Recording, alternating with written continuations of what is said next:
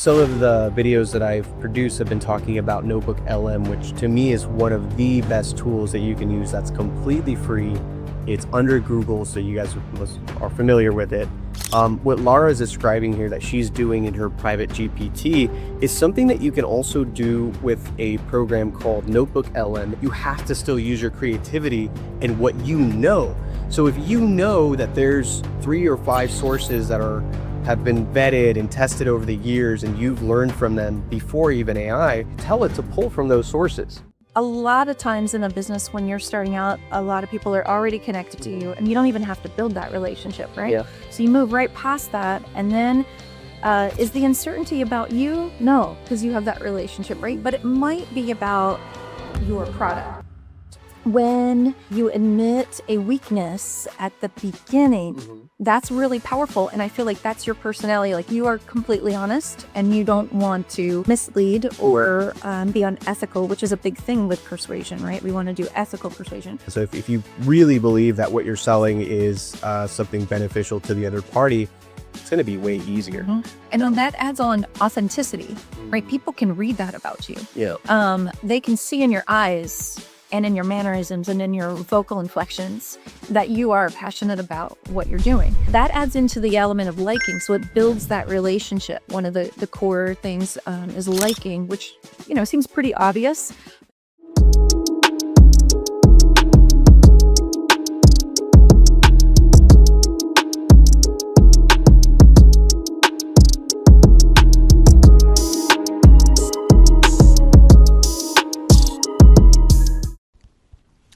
Hey, I'm Emmanuel, and this is Let's Rethink AI. On this show, I host everyday professionals and business owners to talk about the way that AI is changing how they work, how they think, and even how they live. Our goal is to have an honest conversation, address real problems, and talk about how AI can help everyday people improve their lives. Thank you so much for being here, and please enjoy the show. Hey everybody, welcome back. So today I am joined here by Lara Bruner. She is the founder and principal consultant at Vulcan Consulting here in Arizona.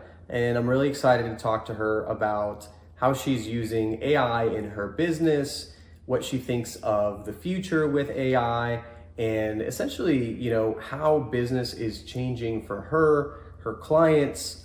So we've got a really good conversation coming here today. Without further ado, I'm going to go ahead and let Lara talk a little bit about herself. So Lara, tell us, what your business does, who you consult for, and what the mission of your company is. Thank you so much for having me, Emmanuel. Of course. I started teaching 20 years ago psychology, and that has always been my passion. I love learning about how we are affected by other people. And so after teaching for a couple decades, I decided, hey, how about I go out into industry and help folks learn how to apply this to the workplace. Sure. So I explored different ways of influence methods and theories, and kind of built my own framework to try to help folks take all the valuable things from research and make sure everything's evidence-based, because there's a lot of stuff out there that's dark psychology or things that people twist and turn and are not based on research. So we want to make sure everything's evidence-based, so that people are basing all their behaviors on things that actually work, that are proven. And I would say nowadays there's even more of a risk with that, right? Because when you say like dark psychology, things like that, I've looked into things like that actually, and they are interesting, I won't lie. But just like any other tool, even when we're talking about AI, it can be used for good or it can be used for bad. And I think that the knowledge to pick up on those things is even more available now, which is a little bit dangerous. Yes. So I think that people do still need humans like yourself to kind of guide them on the right path before they dig too deep and then, use these things for bad purposes. So I think that is super important. And then, as far as the people that you consult for, tell me a little bit about them. Tell me, who they are and, what they're looking to learn specifically from you. I'm really focused on folks who are in the corporate space. Okay. And so mid-size, larger size companies where the organization has levels. And so there's folks in the middle, and that's who I really love to work with, because they're influencing in every direction. They're going from their team and trying to get them on board with things and to have them co-create, but then they're also trying to influence up to their bosses and oftentimes with clients. And there's, communications is really important, that you use the best techniques to get what you want, instead of having to waste so much time on things that you're using methods that aren't effective.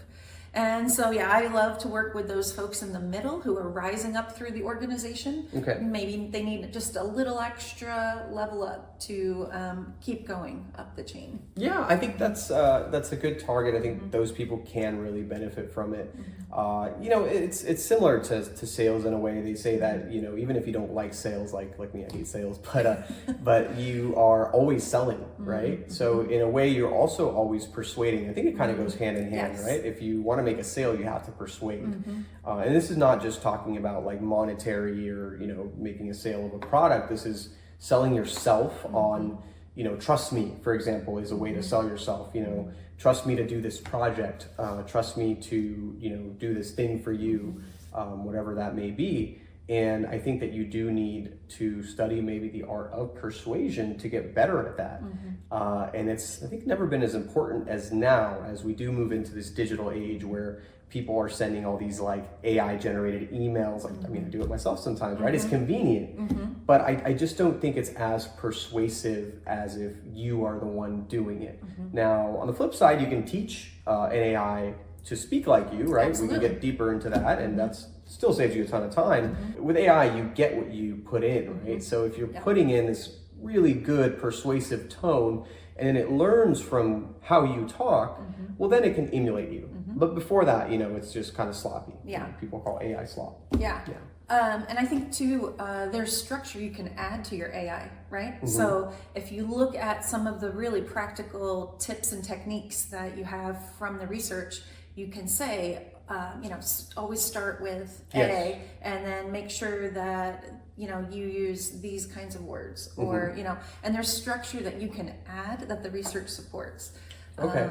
And what is some of that? Like for example, what would be something that you could add to like a prompt or something to make it speak more like you, or follow that path? I personally have been using my own private GPT so that I put in reliable sources. So I don't let it go out to the internet, or at least when I'm doing something important. I'm like, use the uploaded resources only. So the research and the books that are based on research, so that it's pulling from a solid foundation. So that really helps.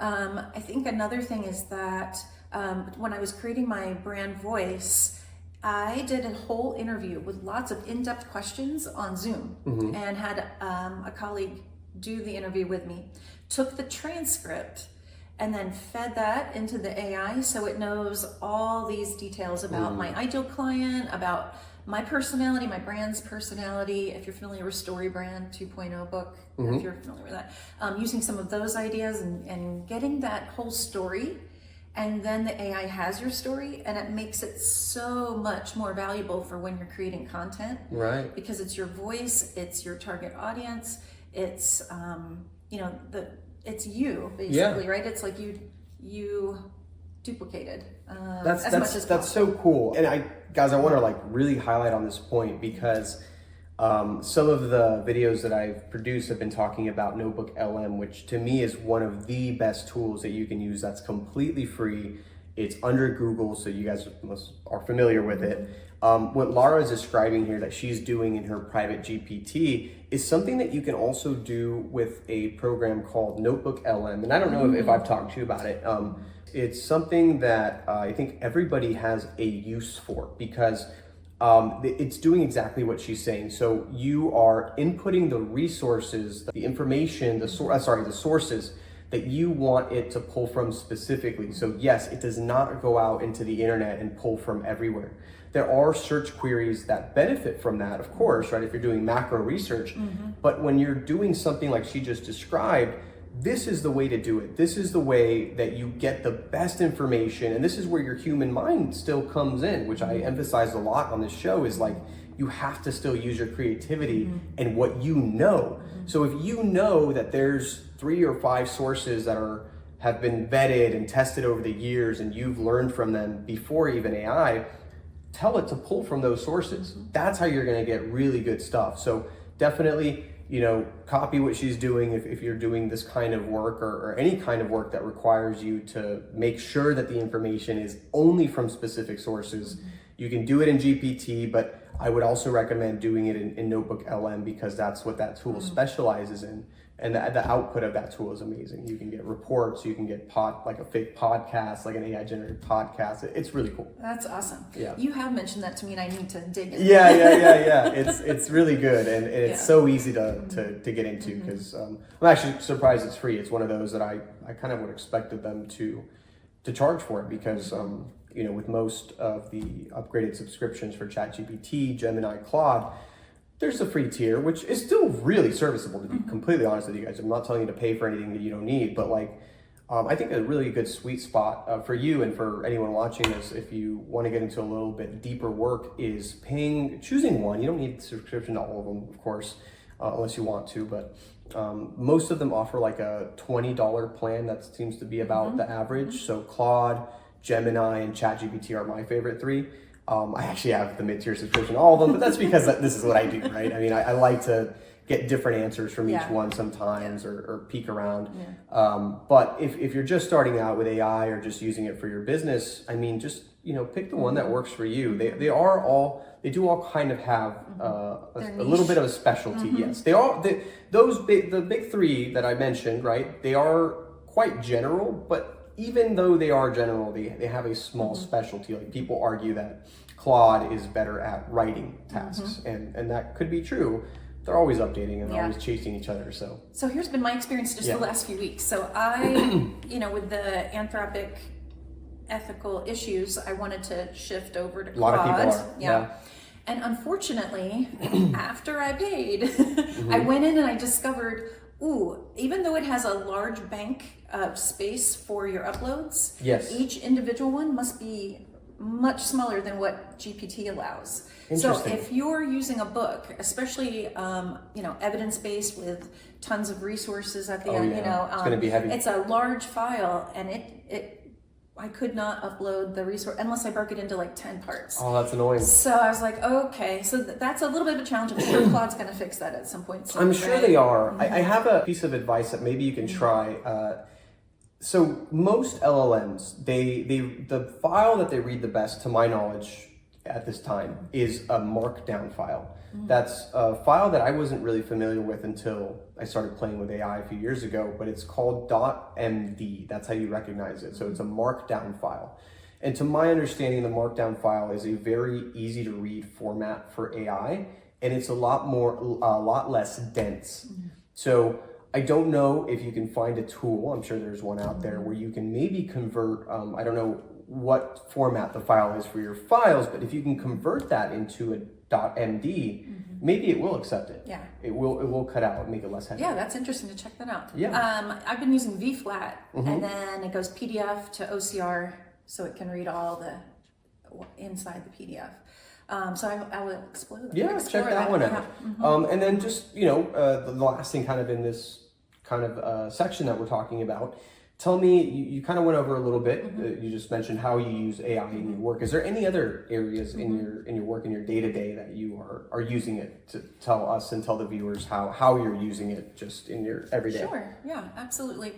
And so Perplexity is another one that, as a nerd who loves research, that might be one that some people dive into and enjoy. And so when there's something that the others, I feel like, are a little soft on, it's not quite getting to the core of what I want, I'll jump into Perplexity and just to kind of fish around and look at what's the new research that's popped up, what's coming out, maybe an application that I've never explored before in the research. So Perplexity I love for the research side.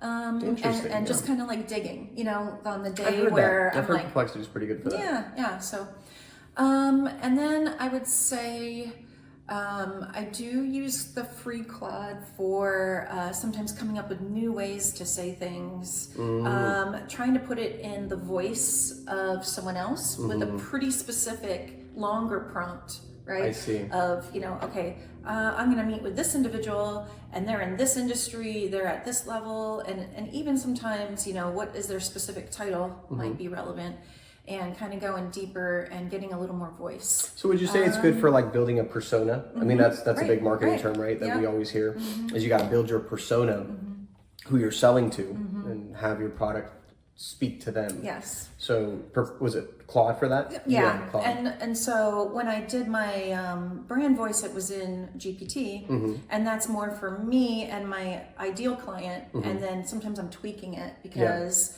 sometimes you get opportunities that aren't like right in the window but it's right next to it. So you're like, oh, let me just tweak this a little bit.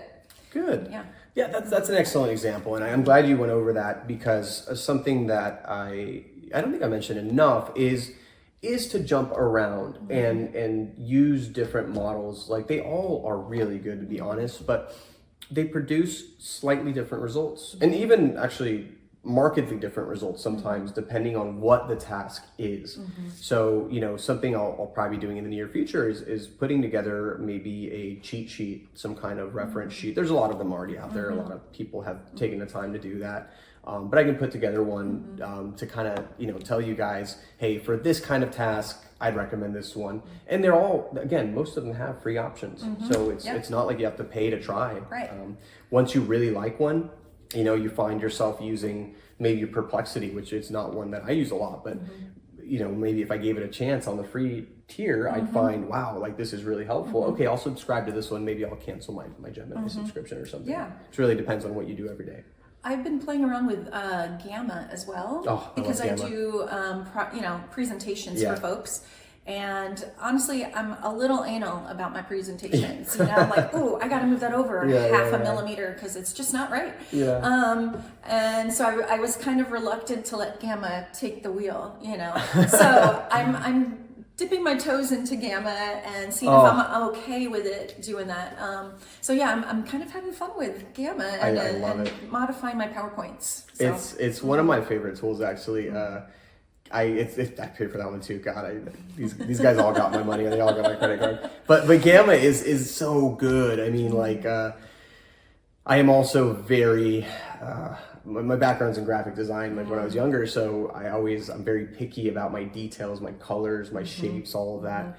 And so when I use Gamma, it's actually fun for me because you can change with one click, you can change the entire style of the presentation. You can create one-page web pages. You can do presentation format. You can do PDFs. And the nice thing is, once you do find a format that you like, and it'll be generated for you, so all you have to do is look through and be like, oh yeah, I like this. You can tweak it inside there, which is nice because you can even click a button and then just tell the AI, like, I don't like how long you made the text here. Shorten it up. I mean, that's just so useful, right? Because even if you're a picky person, you can just tell it to fix it. If you really want to get down into details, you do some things manually, but it's reduced tremendously. And even, I don't know if you've used it for this, but for putting together proposals for your clients, that's one of the ways I use it, because I'll do a lot of my work, obviously manually. I'll talk to the owners, I'll synthesize, what they said from a recording. I've got this whole process. But at the end of the process, sometimes, people are still visual at the end of the day, right? So I could send you an 11-page document that you're probably not going to read, right? Or I can send you a really pretty Gamma with interactive buttons and colors that you like to see, or my brand colors, and you might read that, right? Instead of the 11-page paper. So. Yeah. Well, it would hook me because I like to dig into details, and that's my weakness, which Gamma helps me with, right? So I'm starting to release control to Gamma. I'm getting there. Nice. The other thing was Canva. So honestly, I'm not trying to slam Canva because I love them as an organization, but their AI is not up to par yet. What I would consider what I want it to be. And it's funny because they're kind of a competitor to Gamma. I noticed that they rolled out a lot of the features that Gamma already had shortly after, but it wasn't enough for me either. It didn't get me to switch over. If you guys are familiar with Canva or already use it a lot, I mean, they've made strides for sure, right? You can use their AI.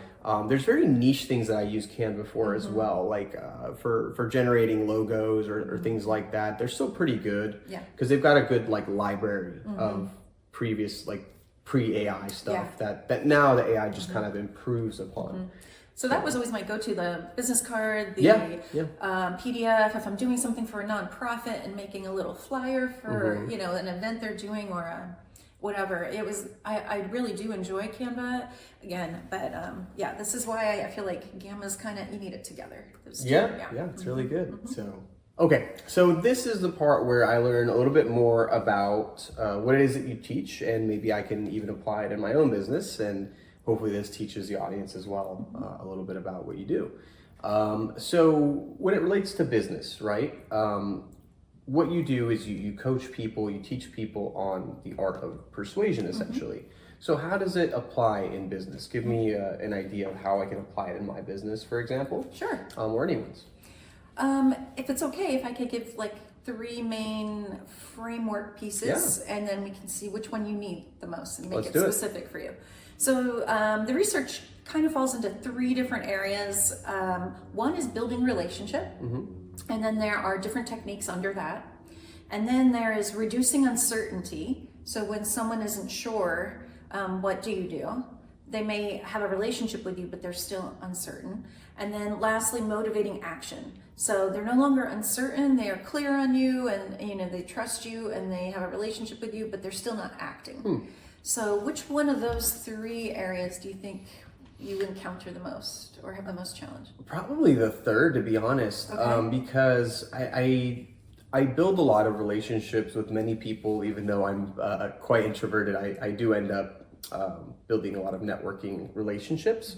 So maybe trying to figure out, why sometimes I find it hard to, I guess, do business with those people. I'm a little bit averse to it. I end up doing it sometimes, but I always want to end up just giving whatever I'm selling away for free because I'm like, oh, I know them, you know, and then if I don't, I feel awkward about it. I'm like, my product costs this much, right? And I shouldn't, because I know it. You know, I know it brings value. Yes. I'm helping them. But I struggle with that. So what would you say? I could reframe that somehow. That's a great question. A lot of times in a business, when you're starting out, a lot of people are already connected to you, and you don't even have to build that relationship, right? So you move right past that, and then is the uncertainty about you? No, because you have that relationship, right? But it might be about your product, or if they have the capability to utilize it and gain value from it. Are they just gonna, purchase it and then it sits there, that kind of thing.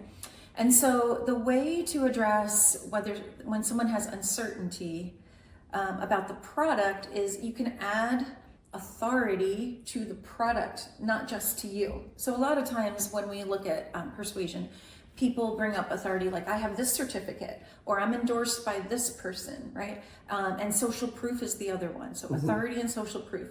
Are you an expert? And so they may love you, but maybe they're not 100% sure you're the expert because they don't see you in that. They don't see that side of you. Yes, right.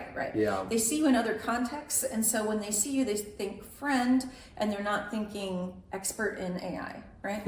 And so what are some ways that you can bring that authority? So whether that might be you bringing up trainings or endorsements that other people have that are larger organizations, attach your reputation to those greater reputations, right? Okay. If you've won any awards of any kind, I think you've been presenting at big conferences. I've done some talking, and so putting that in your social media where they're seeing that, and the more layers you have of that, the more powerful it becomes, right? That's so interesting. Yeah, it resonates. I mean, what you're saying absolutely makes sense. And it's, for someone like me and maybe some of you guys watching, who is by nature an introvert, right? My MBTI has like INTJ. So I'm like, I'm definitely on that side of things. It surprises people that I can speak in public just fine. I can talk to most people fine. I'm kind of a hybrid. But when you say that, I'm like, oh, I don't want to like show off, right? It feels weird. I don't want to like put on my profile that I did this and I did that. Now I'm getting more comfortable with it. I mean, I'm literally sitting here talking in front of a podcast that I never thought I would be producing, right? It is for that reason. Other people have also kind of, maybe not so clearly, but have hinted at the fact like, hey, you probably should put this out into the ether, right? You should probably tell people what you do so that they trust you. Because you're absolutely right. I mean, if I have a friend that I, maybe play soccer with or have a beer with or whatever, they're not going to associate that person with the guy who's speaking to a crowd of 200 people about voice AI. It's like I'm a different person. And this brings up the concept of persuasion, which is really interesting, is what you do beforehand puts someone in a mindset where they're ready to receive your message, right? Or they're ready to make an action or a call on something. Okay. And so if you just spent an hour playing soccer with them and you're having a beer with them, you have not put them in the mindset for business at that moment, right? So maybe you have another time period where you talk with them, not at that time, right? You set up so the persuasion is, here's this. Or another thing you can do is on your emails, put at the bottom, instead of like saying it yourself, because we know that when you talk a lot about your own accomplishments, it comes off as bragging, right? And if you can have someone else do it, and if you don't have someone else to do it, then if you have it in materials they receive ahead of time. So prior to having that proposal conversation with the folks, you want to put in your email or on your proposal or whatever those little accreditation symbols. And symbols are actually better than words. Really? Right? Yeah. So if you have like a little accreditation badge, that's actually really powerful. Some people think, well, no one knows what that is, and even they might not. Even if they don't, it's like it's official. Doesn't matter. Yeah. That's so funny. It's authority. And I was just going to say, when you admit a weakness at the beginning, that's really powerful. And I feel like that's your personality. Like you are completely honest and you don't want to, mislead or be unethical, which is a big thing with persuasion, right? We want to do ethical persuasion. And so always admit the weakness before going on, because it makes it clear to them that you're ethical and it's your friend and they trust you. It builds trust and it's contrast. So psychology shows us that contrast is really important with how we perceive. And so one of the most powerful words in the English language is but. One T. With one T. Yeah, that was powerful too, but yeah. And so it's almost like when you use the word but, the thing before is erased. Not quite, but almost, right? Like definitely it's minimized. And then it's like, what? Like attention, the brain's attention is drawn as soon as you say but. The person's like all in now, right? So yeah, I think it would fit well with the way you approach things, because you want to be honest, that you include the weakness, which is, I would say with AI, it's like it's always in development, right? Like it's always getting better, which is a strength and a weakness. It's easy to talk about a weakness if you're comfortable with it, right? Which everyone should be talking about their weaknesses. I mean, I'm on record to always admit that sales is not my strong point. I guess I've gotten better at it subconsciously because I believe in what I'm selling, right? I mean, that helps a lot, right? So if you really believe that what you're selling is something beneficial to the other party, it's going to be way easier. Something I want to be very candid about, like when I started my first business, it was a cleaning business, right? And by no means did I think that we were going to do a bad job, right? Like I trusted, I was the one doing the cleanings with my family in the beginning because we didn't have staff. I knew that we were going to do our very best. But it's not what I studied. It's not what I was passionate about, right? I kind of ended up in that business because it was an easy business to start and life led me towards that. And I'm grateful for it. I learned a ton. But I just don't think I ever had or will ever have the passion that I have about teaching AI and dialoguing and building these automations for people that this passion I never had when I was doing a business that wasn't my passion, if that makes sense. Absolutely. And then that adds on authenticity, right? People can read that about you. They can see in your eyes and in your mannerisms and in your vocal inflections that you are passionate about what you're doing. And that adds into the element of liking. So it builds that relationship. One of the core things is liking, which, seems pretty obvious, but you'd be surprised how many people kind of skip past that, right? So when you're meeting with someone new, because you had mentioned friends before, but with a new person, you absolutely need to spend 10 to 15 minutes if you actually want to maximize your influence, building that relationship at the beginning. And if you can tie it to values rather than, oh, we both like the same sports team, or, you know, we both have the same watch or whatever, but that the deeper that similarity goes, the more powerful that liking will be, even within the first 10 or 15 minutes.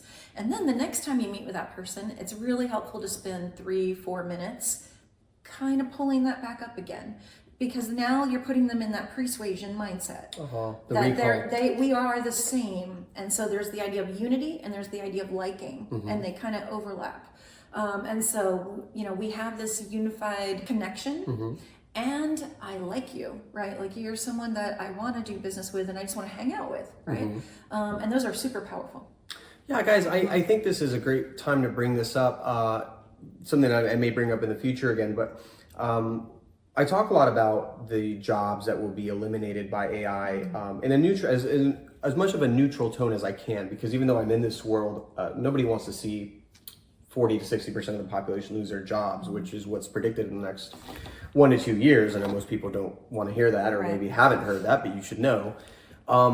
Sales, actually, and what you're talking about, and closing the deal with persuasion, the topic I just learned from you right now, and shaking that hand in person, that's actually going to be one of the safest jobs. My opinion, obviously, right? Maybe I'm wrong, but a lot of the people that I speak to that are already in that industry, and then I get the, you know, perspective from them, and I also kind of just analyze it from my own perspective. I'm like, yes, I work all day with AI, I build all these models, and, you know, I think it's amazing for productivity, but if I'm gonna buy a product, I still am the kind of guy that sometimes skips the AI chatbot to talk to a real human. I don't even know why, because I'm like, I build these chatbots. They're good. You know, they're gonna answer all the questions.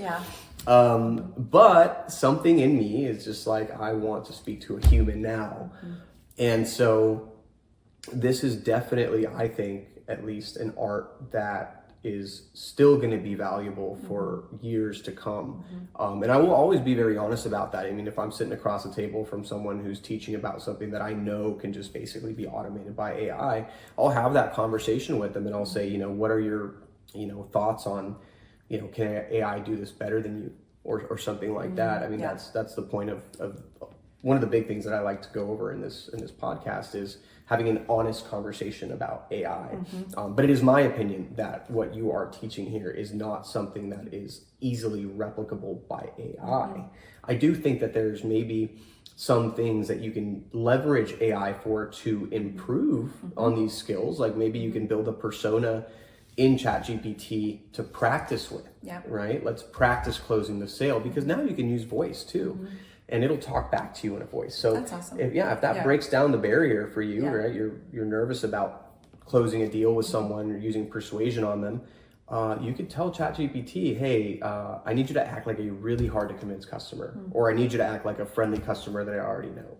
I think that's a cool application for it. I don't know what you think. Yeah, absolutely. And then add maybe a little more detail about what are their needs, what are their desires. Awesome background. The more detail you can give, I feel like the better the personality comes out, right? I think that's interesting. I have contemplated what I could do with the framework that I've developed to put it in AI.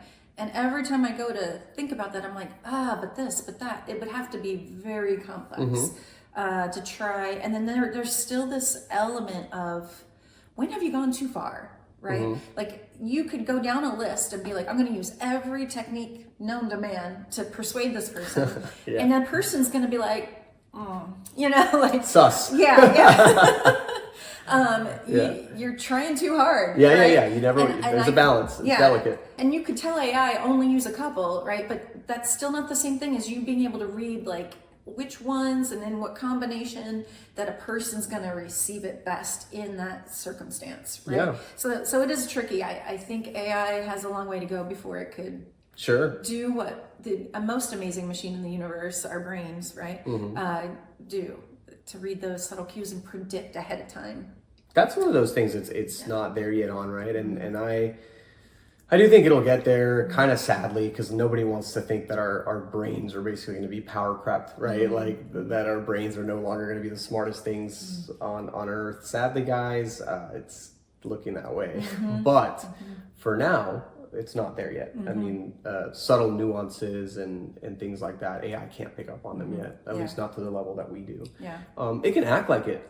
It's really good at acting. But it doesn't actually pick them up. It's just reading data.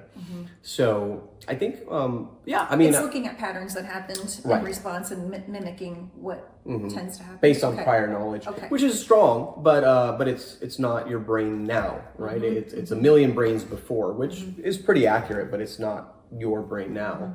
So no, I mean, I'd be interested in looking at your framework and seeing how we could maybe apply AI to it, introduce your clients to that framework, maybe using some kind of an AI education system for them. I mean, I think that excites me, you know, 'cause I like building things, but I've definitely been thinking about it for a couple months.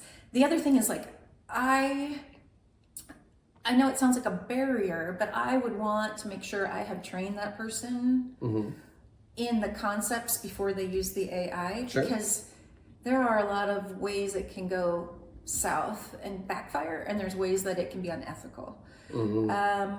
So I don't know how to handle that, because, you know, I can choose what clients I work with based on my perception of their ethics, but I could never guarantee what they do with it. That's tough. And so, you know, that's something that I've got to resolve too. I don't know. What are your thoughts on, would you sell your products to anyone? Do you have a barrier to, I guess, their motivations? Not as much as your situation, because I don't think that the tools I'm handing them can necessarily be used for evil. Because I mean, I guess they could. I'll be very honest. I mean, everything could, right? Everything could. Actually, I'll give an example right now that people should be aware of. So you guys know that I work a lot in voice AI, right? I make voice receptionists and you know, even callers for businesses to answer the phone for their customer when they can't get to it, or make bookings for them, right? They're really good, and the voices are only getting better and better because the software is getting better, right? That's not my doing, it's just getting better. Now, the dark side, right? So let's say I built a voice AI for a business, and maybe I taught them how to do it, right? I don't usually do this unless they want to learn. I mean, most people don't. Most people just say, build it for me and make it work. Right, I don't have the time. I don't have the time to do it. But let's pretend that a customer actually asked me to teach them how to build it. I would, because I like to teach.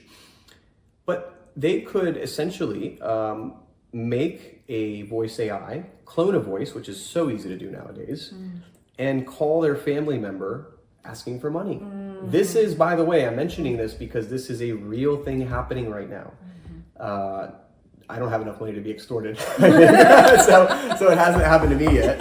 But to really rich people, so they are like, from what I heard, I don't have the details in my mind, but I think that they basically cloned like the son's voice or something, and then called the grandfather or someone who's just not as tech savvy at the moment, right? Yep. And basically said ransom or put him on the line, right? Is what people used to say, like, yeah, I don't believe you. You put him on the line. Okay, well, they have a cloned voice of him. They could tell it what to say. That's scary. Terrifying, right? Yeah. This is the stuff that we have to talk about. We can talk about the positives all day long, but this is the dark side of it. So one thing I would recommend, and I'm so glad you asked that question because I wouldn't have thought about mentioning it, but I would say within your family, I would create a code word. If I mean, no one's immune to this, right? I joke about like no one's going to target me, but like you're in the middle, you're busy doing something, and you're like, oh, what, you need, $100 or whatever. Yeah, why? Especially this person never asks you for money. Right. But maybe this person does ask you for money a lot, right? Maybe it's your son who's like always needs $300. But even if it doesn't sound fishy, if you have like a code, like not even a code word, like a phrase, like you ask them a question that's like so out of left field that only your family, because you've discussed this, knows how to answer it. That's great. So great idea. Yeah. Like, how do you like your steak done, right? And if your son is very particular, or you make it up, whatever, medium rare plus or something like that. Yeah. The person scanning you is most likely not going to know that. Right. If they get that information, I mean, then you're pretty cooked. You're pretty cooked anyway. I mean, they know that much. Steak was. Yeah, they know that much about you. I'm sorry, I can't help you anymore. But yeah, that's the dark side, right? I wouldn't even think of that unless I read that story. But like the tools that I make are to automate your business, right? To make you work less. I mean, I think that's all kind of positive. But sure, anything can be used for evil. Here's another thing. So there's multiple studies out there, and I'm sure you've heard about the ones where it's like, oh, World War III and you know, nuclear.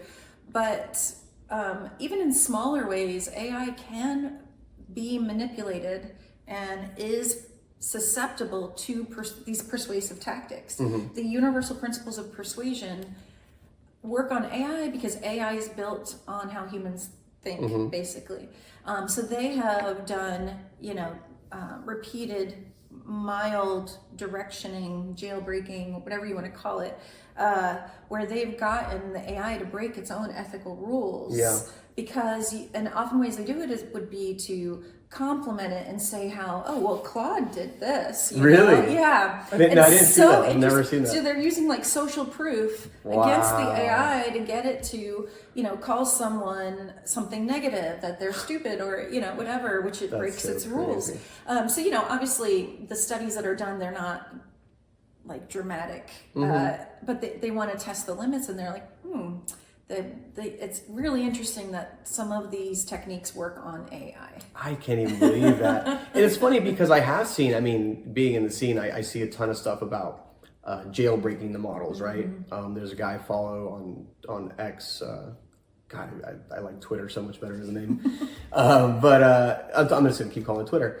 So I follow this guy on Twitter called Pliny the Liberator, and he's so funny, but he's constantly tweeting about new ways to jailbreak the model. So every time a new model comes out, it's like his mission to jailbreak it, right? Yeah. And he finds these pretty unique ways, and then he gives everybody the prompt to do it. And I'm sure they patch it shortly after, but they're all jailbreakable, if that's a word, as of now.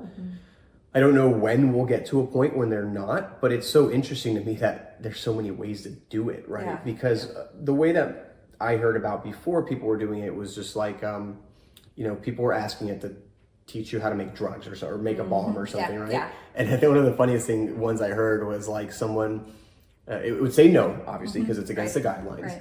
And then they would say like, well, actually, you know, my grandma in the 60s, she used to make napalm to do this, right? or whatever. I'm familiar with that study. It's really interesting. And it worked. It worked. It was like, can you role play as my grandma who's teaching me, you know, this bedtime story really would help me go to bed if my grandma used to tell me how she made napalm. and it worked.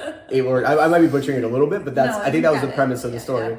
And I found it hilarious, but I mean, it's not too funny, you know. You could jailbreak. Anyone could do that. Yeah, but I love that that's out there, because then it keeps pushing us to be more and more and more ethical, right? That pushes AI and our use of it to fill those gaps and hopefully continually improve. Ethics very important in what Lara does, and very important in AI.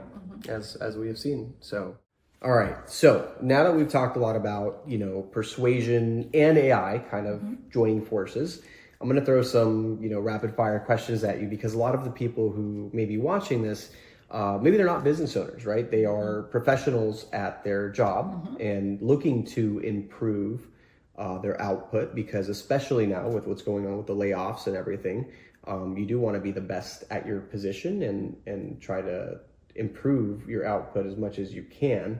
And I think there's a lot of tools to be able to do it, but what you're teaching is an important tool. So let's think in the perspective of what you teach with the art of persuasion and AI together. And I'll throw some departments at you within a normal company and a bigger company. And then you kind of tell me maybe how you can apply what you would say to the person in that department.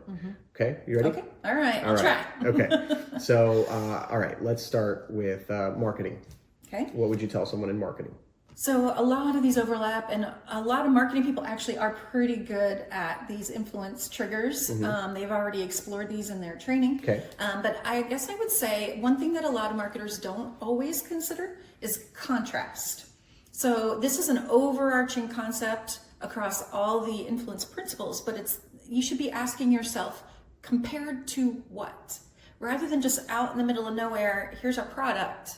Like, how are you comparing it to something that's less pleasant, more difficult, less accessible, whatever Sure. you want to make that comparison, instead of just kind of throwing the ad out there on, social media.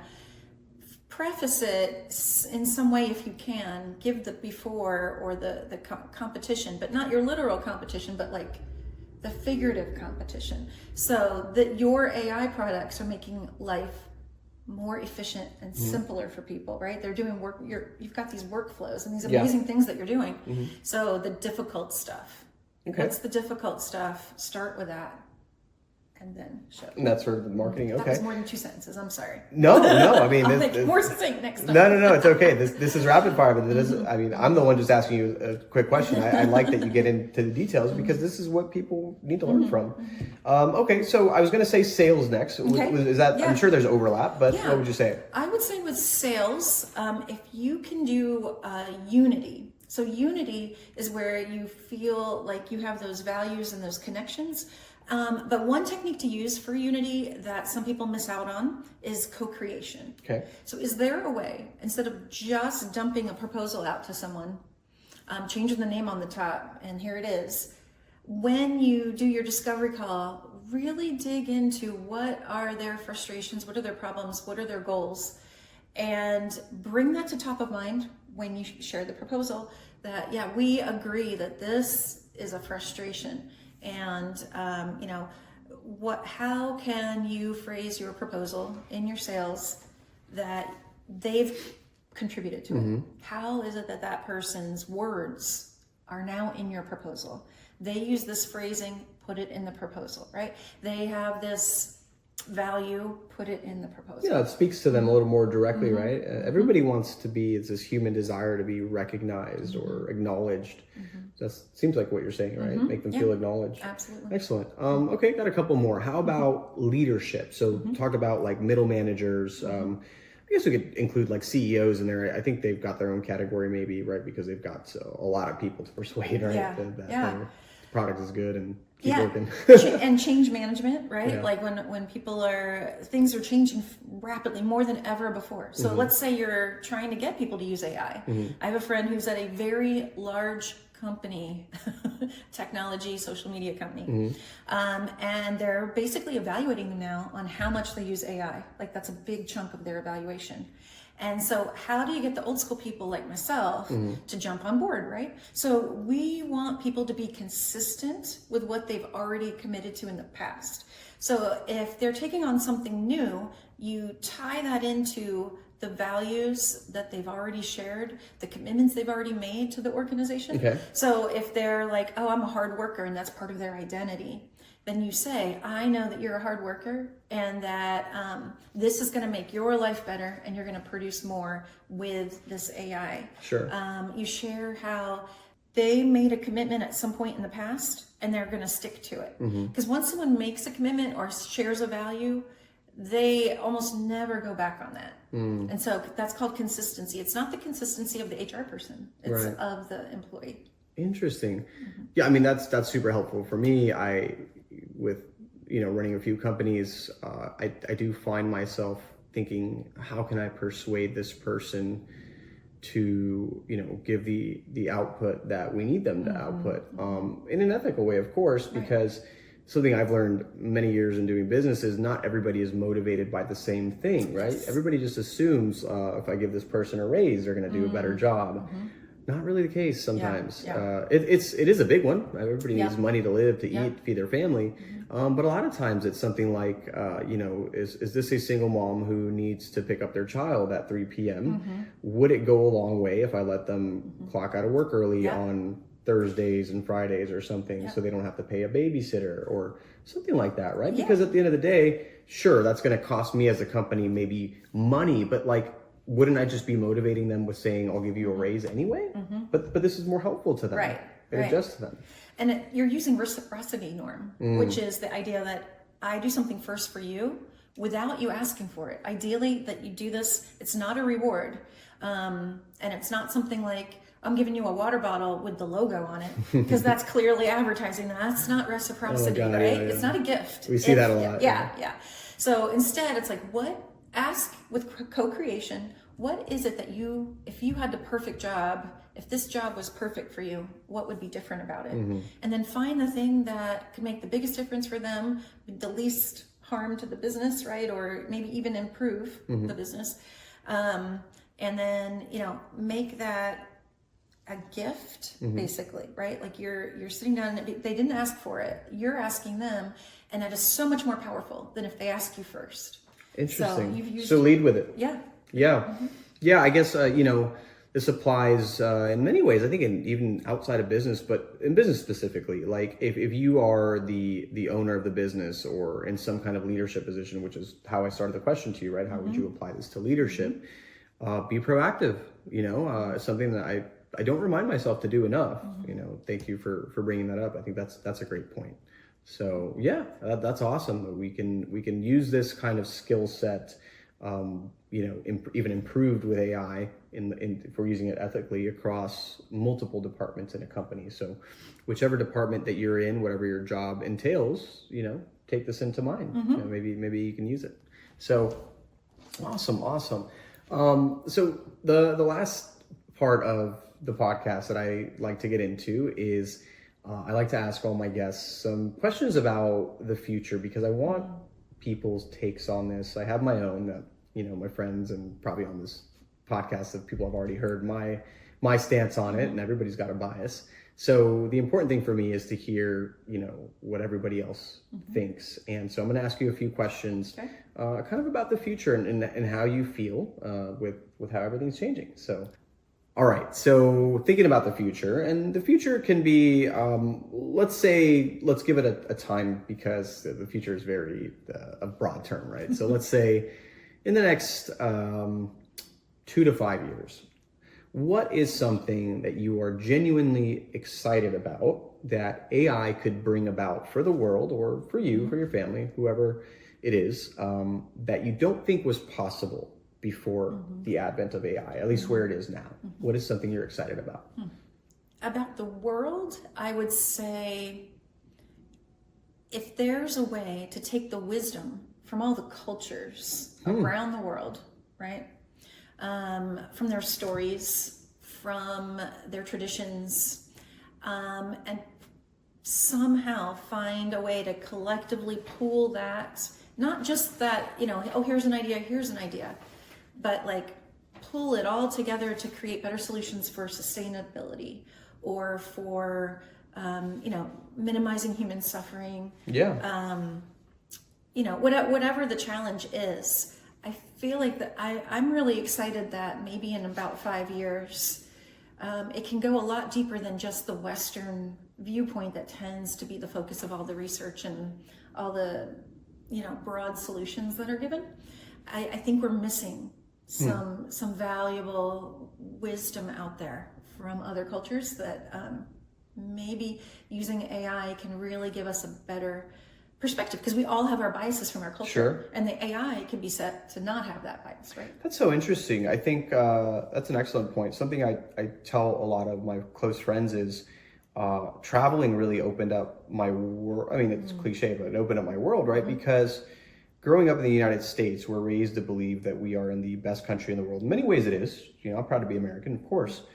But there are things that we lack socially, and we don't lack for much in comfort, right? We've got a lot of comfort. That's awesome, right? But we do lack a lot in some social areas, connection, walking, for example. Right now I live in Bangkok and I walk 20,000 steps, where here my average is 3,000 to 4,000 if I'm lucky. Yeah. No, you could just say that's just me being lazy here, but the society is not really geared towards that. The system's not. We don't have great public transportation. We can go on a whole tangent about that we won't here.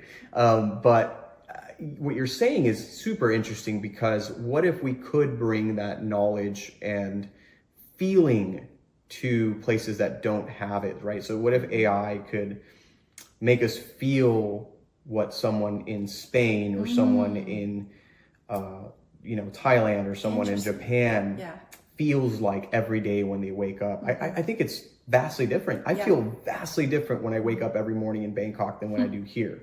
In what way? Can you explain that? Yeah, I mean, it's this feeling of excitement, and it could be because I've only been living there a couple of years, so I'm realistic. That's part of it, of course. Everybody's got a honeymoon phase, but living in a city like that, in a culture like that, with really friendly people and just the availability of food everywhere, it gives me like this excited feeling every morning, even though I still have a routine, right? I still have I go to the gym in the morning, then I do some work, then I, drink my matcha or whatever. And then I go about my day, whatever I've got on the list for that day. But the feeling is, in a city like that, I don't have to have a plan. It feels like I can just go out, take the BTS, which is the Sky Train, and just go somewhere. That's right? awesome. There's people everywhere. I mean, the malls are not like they are here. It's populated. They're full every single day. It could be a Monday. It doesn't matter. They're packed because it's a very socially warm, close society. Like, people like to go out to the shopping center, even if they're not going to buy anything. They go there to eat. They go there to socialize. They go there to see what's new. Yeah. I think we're kind of missing that here. Yeah. Right? We're in our homes, and then if we're going to go somewhere, I mean, we got to drive there. Of course, people have, drive everywhere there too. The traffic's terrible, but it's a very walkable society. So I think that fuels how I feel when I wake up in the morning. And that's just my perspective, right? It's a collectivist society, and America's an individualistic society. And so what I'm hearing from you is connection. And can AI at some point in the future bring that to the way we approach? That'd be exciting. Right? Yeah. That'd be exciting. We're definitely not there yet. Yeah. I mean, AI is, you can argue that it's making us even more isolationist. Because people are talking to it more than their friends. That's not good. Yeah. That's not good in my opinion. But yeah, I think that is a very unique application of it that I had not heard before. I hope we get there. Yeah, that'd be amazing. Because I'd love to bring that. Sometimes I think I'm kind of going on a tangent here, but I feel like I've had all these experiences. I've been blessed, lucky enough to travel the world, study in Europe, live in Asia now, live in the United States for 30 years of my life. So I've got all these different perspectives, and sometimes I wish I could just take it out of my brain and just implant it, right? Yeah. Maybe that's getting closer. Yeah. Because I can't explain it. And I especially can't explain it without sounding like one of those people that's like, oh my God, I travel and I do this and that. Yeah. I don't want it to come off like that. Right. I literally want to just give them the feeling that I have, because there's nothing like it. I feel like if you could have AI, maybe you're like, when you're interacting, because you're so voice heavy with AI now, right? That gives so many more options, that you could set it to, I want this to be in this mode today, right? Like, you feel like, I'm really missing my connections today, and I'm feeling kind of isolated. And then it's got like the Asian Thai culture setting. And then it's got, on days where you're like, I am like overloaded as an introvert. You're like, turn it off. I just need the facts, ma'am. And then maybe it's more, So cool. American one. Yeah. I mean, I wonder if that, I don't.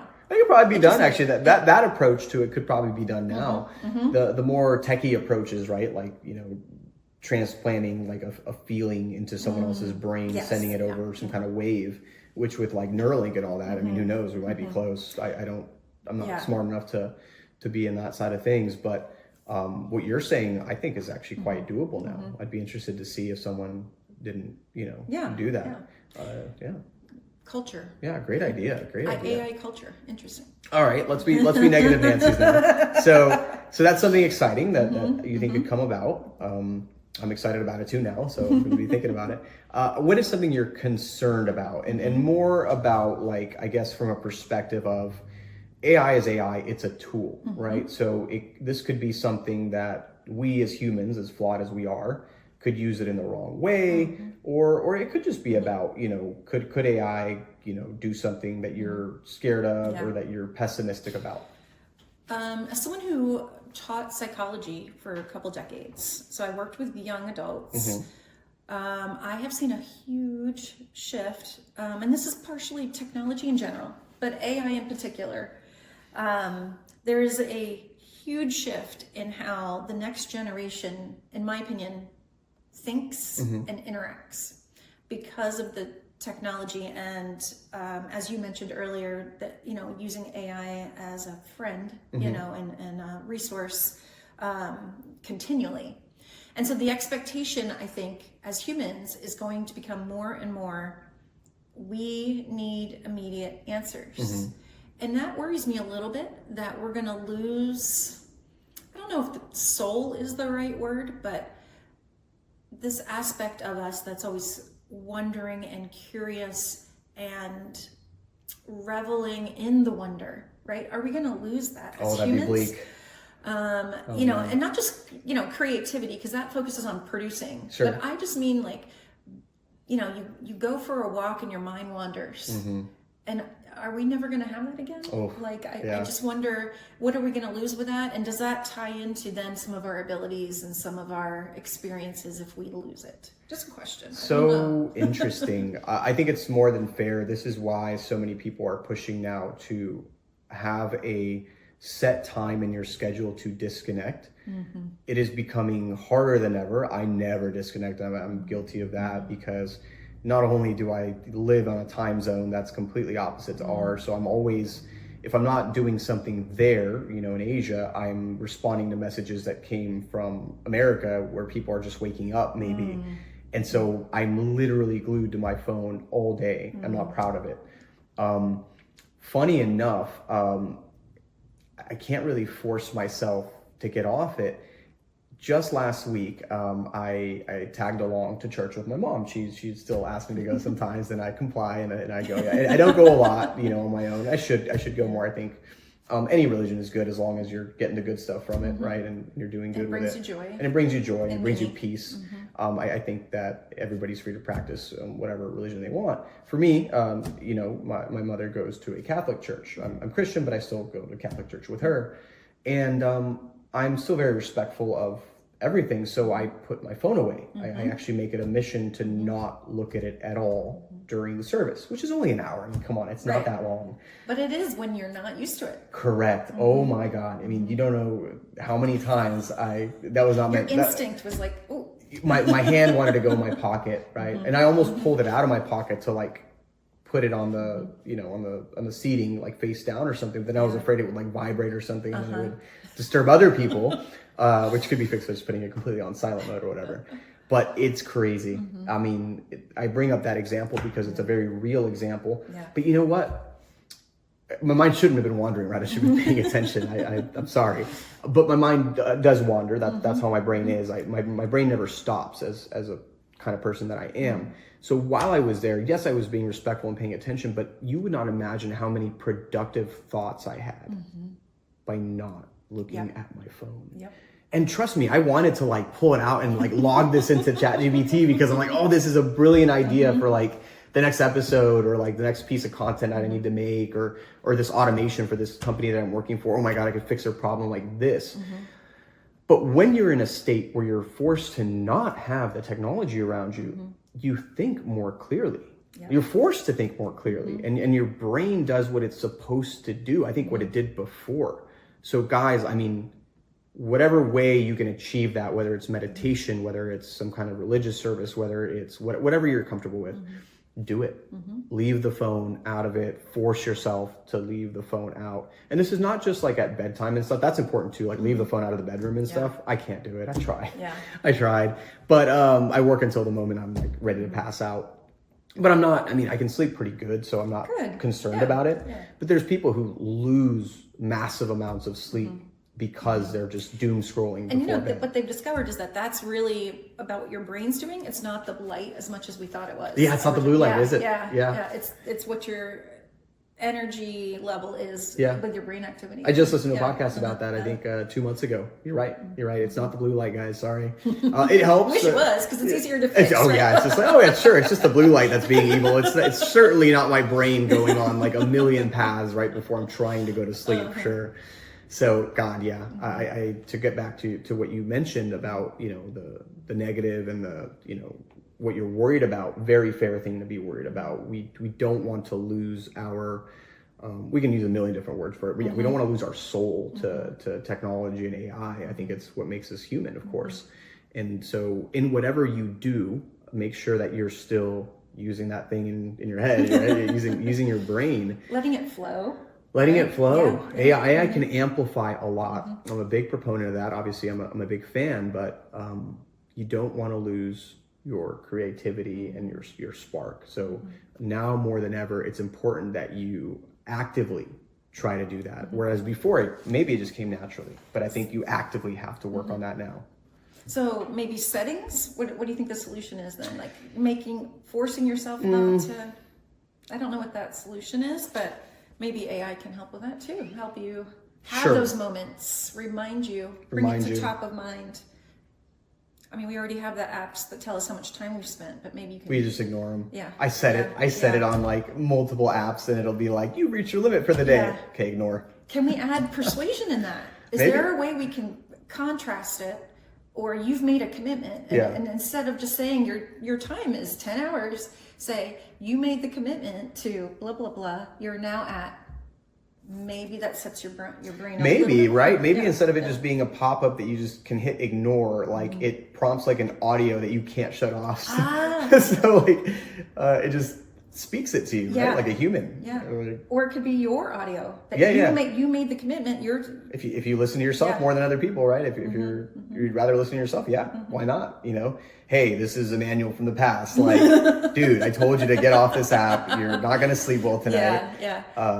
And I've made the commitment, even just starting with that. So, a lot of people use mantras and stuff, right? A lot of people use, it's powerful for some people. I haven't tried myself, but this is custom, right? This is whoever you are, whatever motivates you. The bottom line is get off the phone, get off the AI, make it a point to, I would say it's healthy at least once a day to do it. I mean, if you can't, because your job or whatever, including myself in this, once a week at least, maybe then you can ease into a few times a week or something like that. I think is super important. So awesome. Great point. The last thing that I like to do on every episode where I'm talking to a business owner or someone who's got, a workflow. So if it's a professional in their job, it's the same thing to me. I am going to just ask you, what is one thing that really annoys you at work or just is repetitive, whatever something you hate doing that you haven't used AI for yet because maybe you don't think that there's an AI answer for it. And it's going to be my job to think for 15, 30 seconds and try to give you a solution off the top of my head. This isn't scripted. I try to do this really off the top of my head because of what we just talked about, actually. I want to keep my brain, sure, I know all these things, but I'm not going to sit here and ask ChatGPT to give me the answer. I want to see if I can, from what I know and things that I build, if I can build you something or help you use a tool better to fix that problem. So I'll let you think, or you can give it to me if you're ready. All right, so this may be too big of a problem. So you It's tell okay. me if you Just need me to narrow throw it down. at me. All right, It's okay. If I might fail sometimes. My solutions will not always work, but maybe, it gets me thinking. So, I come from the education world and, love teaching. And then I open my own business and you get swarmed with what CRM are you going to use? How are you coordinating your projects? How are you? And so there's so much tech out there. And then there's things like HubSpot and other software that tries to pull it all together. But I just feel like if someone was walking new into starting their business, how do you sort through? There's so many options. I actually had a list when I first started my business, and it was a full sheet because I like to write things out. For some reason, it works better for me than typing. And it had 35 things on it of software or AI that I was like, oh, that sounds cool. I want to use that. And it was way too much, right? But everyone's got something new and it's like, oh, that's cool too. Is there AI to compress the AI and the tech to give you a focus or, a path with it and then scheduled out for you with prioritized, this has to come before this. Okay. Yeah. So it's a huge problem. I think it's actually quite fixable. I've already, as you were talking, I was kind of brainstorming here, but let me make sure that I'm going to say kind of your problem back to you to make sure that I'm on the right path. So you're talking from the perspective of someone perhaps starting a business, right? And essentially knowing that we have all these amazing tools available to us now, but being a little bit overwhelmed. And not only that, because that's an easy problem to fix. I can give you the answer to that in like 2 seconds. But beyond that, scheduling out when and where to use each tool, right? Yeah. Okay. And that there's not overlap. And then now you're reducing the efficiency because you just right. So most efficient, and also I'll add maybe most economic, right? If you're starting a business, you don't want to blow a bunch of money. You need it for other stuff. So let's take it step by step. So one of the things that can be done by anyone trying to start a business, and they're just overwhelmed by everything that's out there, it could be something like picking a trusted source of knowledge. Now, this isn't me like saying like, trust me, right? This is kind of what I do, but there's a lot of people that do this, right? So doing some preliminary work to find someone that's already distilled what should probably be used in your industry, right? And again, this is kind of what I do because a lot of my business focuses on the trades, because as a cleaning business owner, as my first business, I've had it for almost 10 years, I'm intimately familiar with the processes that many of these businesses use. So if someone came to me with that question, I could put something together for them, of course. But I'm not going to be able to put that list together. I mean, with the help of AI, I'm sure I can, but not as easily for someone asking me, well, how do I start a barber shop, right? I would say maybe go to the barber who's mastered using these AI tools to make their business better. I think there needs to be more content. Maybe there is. Obviously I can't be in every field. So I would say my advice would be to that person to not get overwhelmed, not to go straight to researching the tools. Skip that first. Go to a person. Find a person producing content. There's someone out there for every industry, and see what they're talking about. What tools are they using? And even if their content is not necessarily about AI or tools that they're using, DM them. They a good creator is going to try to interact as much as they can with I think that's a great idea, because I feel like I would go online and find someone and they're, promoting high level or whatever. Right? Go high level, and it's like, okay, that's not the person I want to actually talk to, because they're on this path, right? It's the person who's teaching me something else about consulting, but then what's the back end look like? And yeah, I think that's a great idea. Yeah, so you can start there, right? So now we've got a small approach to not be overwhelmed initially, right? Now we go to actually starting the business. To actually start the business, I don't actually think that a custom product would be nice. Funny enough, back in 2020, a few years ago, I partnered up with one of my good friends, Johnny, and we started a project that we didn't see to fruition because of several things. Actually, AI came out right at the end of what we were building called Jump Startup. So it was a business guide. I don't remember if we talked about it back then, but it was a business guide, 0 to 1. You shared that with me. I did. It was helpful. I ended up appreciated it. No worries. Yeah. I ended up just giving it away to people for free that I knew, because we literally put in 200 hours in that thing. We had ASU professors help us tweak it. We had mentors from SCORE. I'm really proud of that project. We made $0 from it, but I was so proud of it because and this is pre-AI, so it was a ton of work. This was exactly what you're saying. We went through the effort of finding, and this was general, it wasn't even for like a specific industry, in America at least, how do you start a business? How do you go from 0 to 1? Not just how do you file the LLC, how do you do this and that. It's like, how do you establish your brand identity? What colors are you going to use? We taught a little bit of color theory. We taught about accounting basics, right? We hit all the basics. It was like a one-stop shop. One-stop shop, right? And perhaps, I should just turn that into a bot now. I could probably just upload my, me and Johnny's guide, talk to him about them. We put it into an AI that can just help people start businesses. I love that. Yeah. Yes. I'll maybe, if I get with him, we'll just put that out and make it a free resource for entrepreneurs. Because you said as a lead magnet. Yeah. With what you said earlier, actually, to call back on using verified, trusted sources, while you can go into ChatGPT, that would have been my second suggestion, by the way, is you could just literally go into ChatGPT and say, hey, I'm starting this business. Give me the step-by-step like I'm 12, right? If you want it broken down super easy, you can do that. But you do run a small risk of it pulling information that may not be relevant to you, especially when you're talking about state regulations and things like that. So I would say either, yes, like use a resource kind of like what we made in Jump Startup, right? There's probably plenty of them out there. Find a resource like that and tell the AI to guide you using only those resources, right? So you're getting all your information from a trusted, verified resource. And there's a lot of free ones out there. There's great people on Reddit, and then there's not great people on Oh Reddit. God, yeah, But it's not where you loves want to go. From Reddit for some It reason. does, it does. AI loves to pull from Reddit. I mean, there's a million posts there. That's probably why. Yeah. So I would say that, and again, as a second option, I would get really good at prompting, right? A lot of this just comes down to prompting correctly. It's not even about a custom tool. You just have to ask for the help that you need in the right way. So when you're starting that business, you don't want to tell it, hey, I'm starting a business, help me. You want to say, I'm starting a business, give me the next 5 steps. This is the context. Always feed it context, right? I am this person. This is my, my vision. AI is really good at helping you organize your thoughts. My favorite thing to do is just talk to it.